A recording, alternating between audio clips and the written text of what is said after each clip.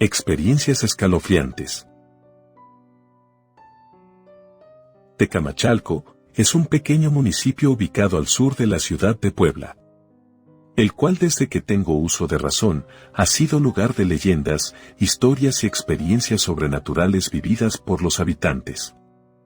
Es un lugar rodeado de cerros, con muy pocos habitantes, que hasta ahora está viviendo una expansión de establecimientos y el desplazamiento de gente nueva, pero cuando era pequeño, todas las personas se conocían entre sí, no había personas ajenas a la ciudad, y es por ello que muchas de las historias que les relataré las pude confirmar desde mi propia experiencia. Una de las experiencias y que considero de las más fuertes fue cuando iba en secundaria. Me encontraba cursando el segundo año, muchos de mis compañeros iban caminando desde sus casas hasta la institución, porque no había tanta delincuencia como lo hay hoy en día, y los padres dejaban con confianza que nos fuéramos solos. 3 de mis compañeros vivían en la misma colonia, lo que hacía que se fueran y se regresaran juntos por las mañanas y las tardes, a veces caminando, a veces en transporte. Un día cuando llegamos a la escuela, esos mismos 3 compañeros estaban impresionados por lo que les había sucedido en el camino por la mañana. Cuentan que cuando iban caminando escuchaban pasos detrás de ellos, primero muy de cerca y después un poco alejados, además que el sol de la mañana les permitía ver sus siluetas en la sombra, pero que estaban seguros de que había momentos en que veían una sombra extra muy cerca de ellos. No le dieron importancia y siguieron su camino con normalidad. A la mitad del camino se encuentra una plazuela relativamente grande.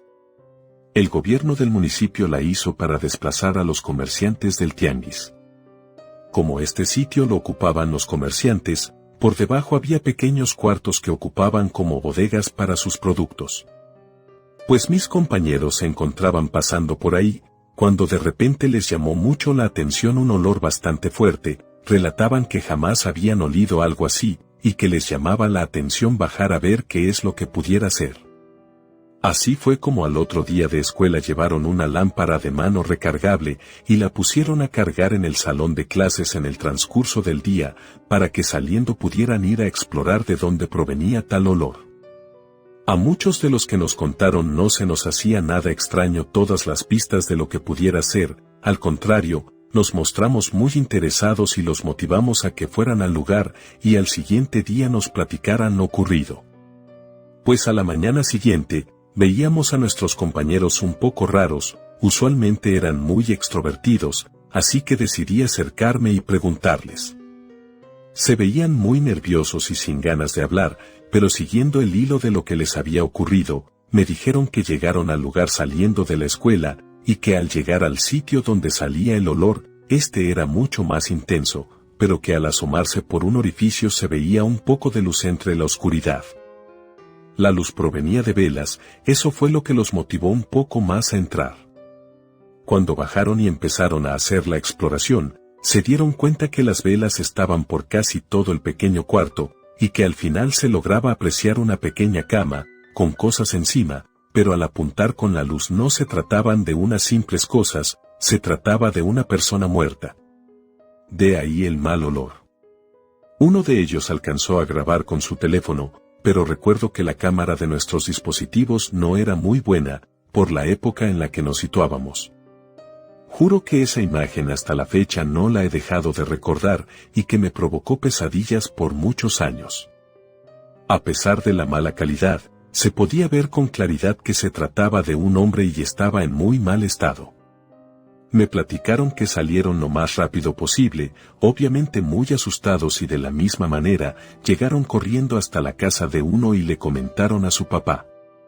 Que por un momento dudó de la veracidad, hasta que le enseñaron la misma imagen que a mí.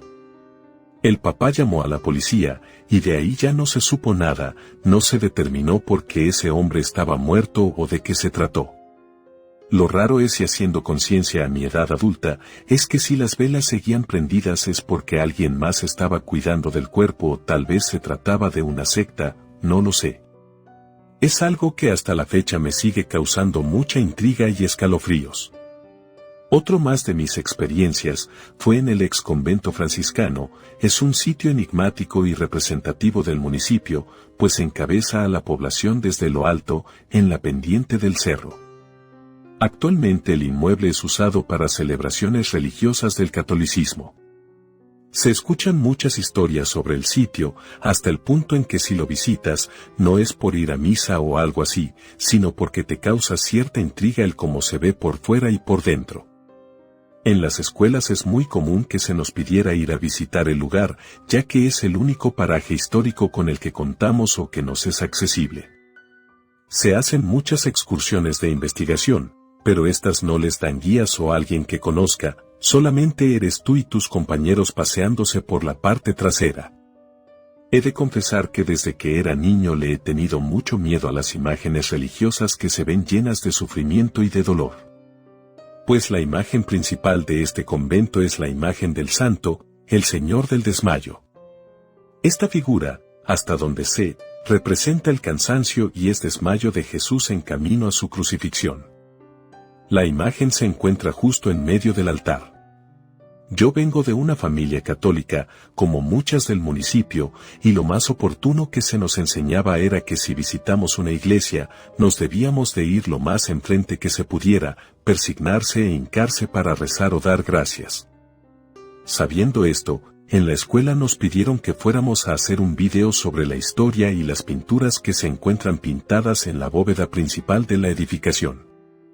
Como lo comenté en la historia anterior, mi pueblo era muy seguro, y nuestros padres nos dejaban ir solos a muchos lugares. Así fue como llegamos 3 compañeros y yo. Debo decir que ese día estaba muy nublado y con frío, y no había personas a los alrededores a excepción del guardia. Entramos con un poco de miedo por todo lo que se contaba. Como dije, como veníamos de familias católicas, nos fuimos hacia enfrente para poder rezar un poco y comenzar nuestro proyecto.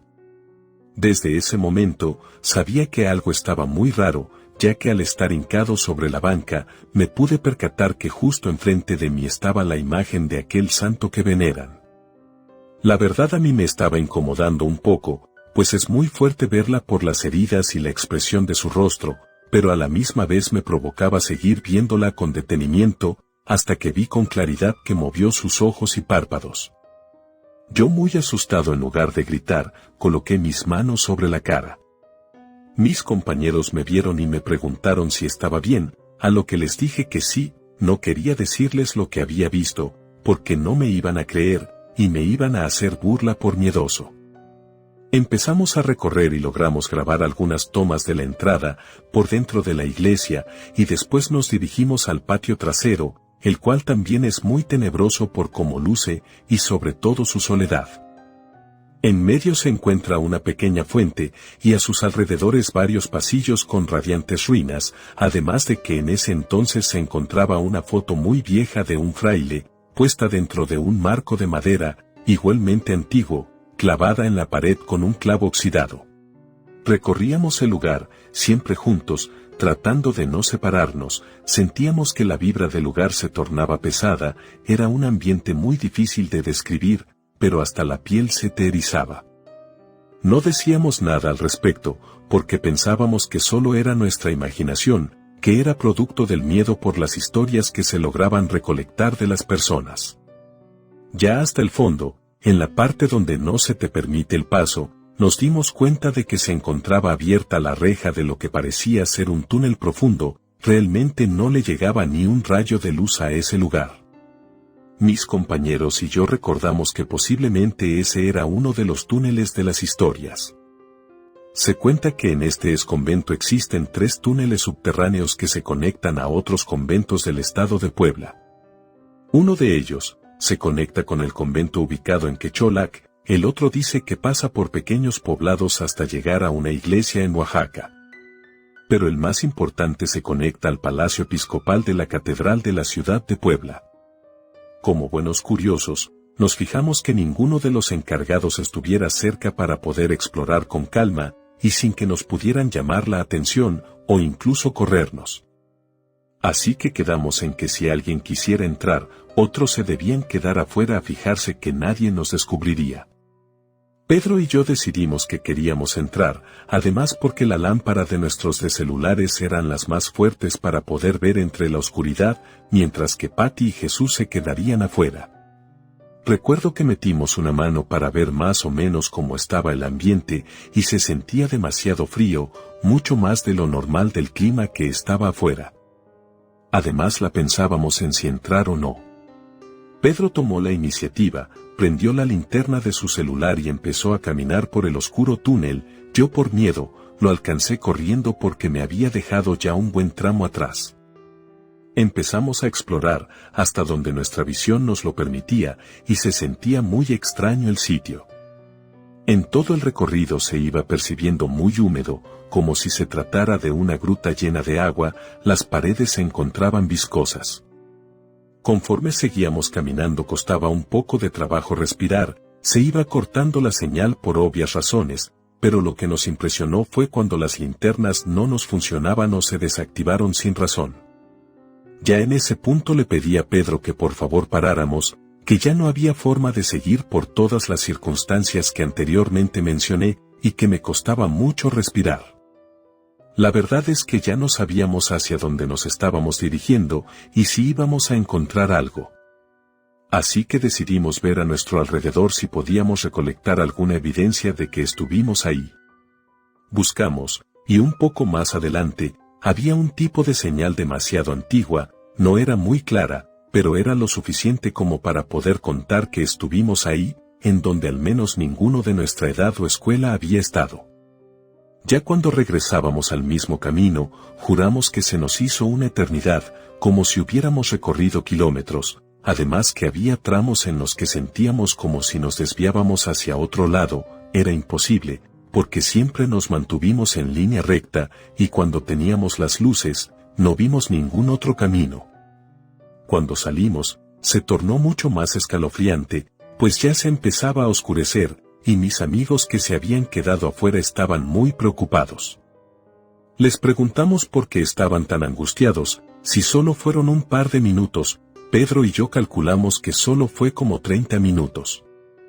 Muy confundidos y creyendo que les estábamos tendiendo una broma, tartamudeando nos mencionaron que no, que habíamos tardado alrededor de 2 horas. No quisimos creer lo que decían, pero era evidente por la puesta de sol y como ya era muy tarde, salimos lo más pronto posible de ahí para poder irnos a nuestras casas. Claro está en que Pedro se llevó la señal oxidada que nos encontramos. Durante la noche, estuve muy inquieto y tenía fragmentos de momentos que viví dentro del túnel, pero había instantes en que recordaba cómo veía a Pedro a contraluz de la lámpara, pero que había una sombra detrás de él. Me causó mucho miedo y recuerdo luchar para despertar. Pero cuál fue mi sorpresa, que al abrir los ojos de golpe, experimenté por primera vez la parálisis del sueño. De solo volver a relatarlo se me enchina la piel, porque fueron muchas coincidencias, si se pueden llamar así. Recuerdo estar recostado y no tener la posibilidad de mover alguna de mis extremidades por mi cuenta, era un pánico inigualable. Al lado de mi cama se encontraba un sillón. Cuanto intentaba moverme dentro de mi parálisis, veía como un bulto de sombra negra estaba ahí. No digo que me intentó hacer algo o que se me subió, simplemente su presencia no me hacía sentir que estuviera seguro. Cuando cerraba mis ojos podía tener recuerdos rápidos de mis seres queridos, no sé el por qué los pensaba en ese momento, comencé a llorar desesperadamente, no sabía si iba a poder despertar o si me iba a poder mover. Lo raro es que cuando abrí los ojos nuevamente, veía como esa entidad que estaba sentada se paraba y se iba. Juro que en ese momento fue cuando empezaba a recuperar mis movimientos. No quise contarle nada a mi mamá sobre lo ocurrido en la noche, ni en el día anterior, así que con normalidad fui a la secundaria. Me encontré en el salón de clases con mis amigos con los que había ido, y me contaron que no habían podido dormir por pesadillas, cosa que ya en ese punto me costaba creerlo porque eran una suma de coincidencias, hasta que nos dimos cuenta de que Pedro no llegó a la escuela. La verdad es que sí me entró un escalofrío, pero traté de no pensar en eso para no sugestionarme. Como iba transcurriendo el día, la trabajadora social entró para entregar el justificante a los profesores de clase. Pregunté al profesor en turno del motivo por el cual Pedro no había asistido a clases, a lo que me respondió que el permiso decía que porque tenía una fuerte temperatura, pero que no decía más. Efectivamente, en ese momento ya estaba más que asustado, pero no quise hacer un alboroto, ya que mis otros amigos parecían muy normales ante el tema. Pasaron como 3 días, y Pedro aún no iba a la escuela, así que saliendo me fui a buscarlo a su casa para ver qué es lo que pasaba. Toqué, y su mamá me abrió. Ella ya me conocía, así que sin preguntar de más, me dijo que si iba por saber cómo se encontraba Pedro. Le dije que sí. Ella me dijo que estaba muy preocupada porque ya llevaba mucho tiempo con fiebre y que él se veía muy débil, que para lo que solo se paraba era para poder hacer sus necesidades y que por más que el doctor le inyectara su tratamiento, no veía mejoría en él. Pasé a su cuarto y en verdad es que lo vi muy enfermo. Me senté a la orilla de su cama y abrió los ojos. Platicamos un rato, y él sacó el tema de cuando entramos al túnel del convento. Me dijo que a partir de ese día había tenido muchas pesadillas, y soñaba con ese lugar constantemente, y que entre los delirios de la enfermedad, sentía una presencia en su cuarto, y que hasta incluso ya veía una sombra negra que estaba por su cuarto. Mi boca la sentía seca por lo que me contaba, y también le dije lo que a mí me había pasado esa misma noche. Solo vi su cara que estaba muy asustado. Me fui a mi casa con mucho miedo, pero también muy desconcertado por lo que pasaba, no entendía nada, y hasta incluso había momentos en que me sentía muy escéptico sobre el tema. Llegué a mi casa y mi mamá me preguntó por qué había tardado en llegar, si mi hora de salida ya había pasado. Cuando iba subiendo por las escaleras, no pude evitar bajarme para contarle lo que había sucedido, y lo que le estaba pasando a Pedro. Mi mamá no es muy creyente de los temas, pero en ese momento me dijo que algo malo nos pudimos haber traído de ese sitio. Regresé a la casa de Pedro acompañado de mi mamá para poder contarle lo que habíamos hecho. La mamá de mi amigo reaccionó de la misma manera que mi mamá, así que decidieron llevarnos con una señora del pueblo que hacía limpias. Cuando entramos le explicamos a la curandera lo que había pasado, y de los sucesos que pasaron después de entrar al túnel. Nos dijo que mi amigo y yo traíamos una energía muy pesada. Comenzó a hacerme la famosa limpia con huevo, ruda y un aceite, pero al romper el huevo veía mucha secreción negra. De hecho, el color del huevo ni siquiera alcanzaba a percibirse. Pero cuando le tocó el turno a mi amigo, dijo que él no lo podía limpiar por toda la carga que había tenido, pero que de todas maneras lo iba a intentar. Cuando terminó, rompió el huevo y no solo salió la misma secreción de color negro, sino que salían como larvas. Fue algo totalmente impactante. La curandera les explicó a nuestras madres que en el momento que nos metimos ahí, nos cargamos de energía, y que esa energía tal vez no provenía de una persona difunta, sino de varias, ya que no se sabía con exactitud de cuántos muertos hubo entre los pasillos de ese túnel, o las cosas que hacían ahí en la antigüedad. El hecho era que había entidades oscuras que nos perseguían y que no eran del todo buenas, porque a Pedro ya lo estaban logrando enfermar poco a poco. También nos explicó que las entidades no se nos pegan así como así, sino que se pueden transportar en cosas materiales. En ese momento volteé a ver a Pedro, y él a mí. Era evidente que fue por la señal que Pedro había recogido y llevado a su casa. La señora nos recomendó que nadie más tocara esa cosa, solo Pedro, ya que él fue quien se la llevó y quien se veía más afectado, para después llevársela y ver lo que se podía resolver. Y así fue, nuevamente regresamos con la señal, que Pedro había escondido en el patio de su casa. El devolverlo no era una opción porque las autoridades nos podían sancionar por meternos sin permiso, así que la curandera nos recomendó que lleváramos esa cosa, y la enterráramos en Tierra Santa, en un panteón de ser posible. Así lo hicimos en compañía de la curandera para recomendarnos el mejor lugar para hacerlo y para no profanar un espacio de descanso de alguien más. Nosotros abrimos el espacio, pero Pedro tuvo que ser el indicado para acomodarla y echarle la tierra encima. También tuvimos que regresar al lugar de la curandera para hacernos otras limpias y hacer un rito para el despegue de entidades. También nos dio unos tipos esencias especiales que nos teníamos que echar como agua durante la ducha para desprender todo tipo de cosas negativas. Nos decía que esas entidades se impregnan y se aferran a los niños y preadolescentes, porque es una edad en la que somos muy ingenuos y no representamos mucha malicia. Por muy impresionante que suene, al momento Pedro empezó a mejorar como si no tuviera nada, y las pesadillas y apariciones se fueron repentinamente. Hasta la fecha me sigue causando mucha curiosidad esos temas, pero de lo que sí estoy seguro es que el cruce de energías entre las personas vivas y muertas existe.